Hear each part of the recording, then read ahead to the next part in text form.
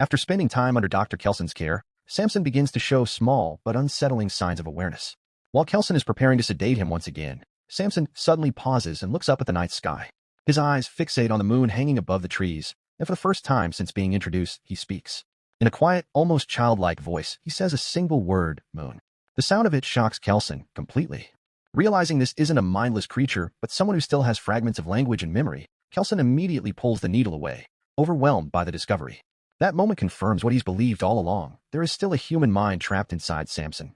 Not long after, once the drugs begin to wear off, Samson wanders away from the woods and stumbles onto an old, abandoned train resting on the tracks. As he steps inside, something about the place triggers a deep, buried memory. For a brief moment, he is no longer fully in the present.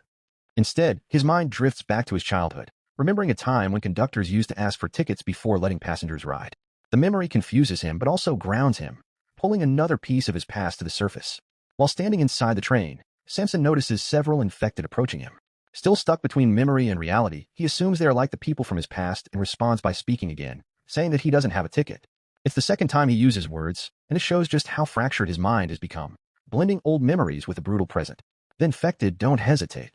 They attack, snapping Samson out of his brief clarity and throwing him back into his violent, animalistic state. Forced to defend himself, he brutally fights them off, losing the fragile calm the drugs had given him.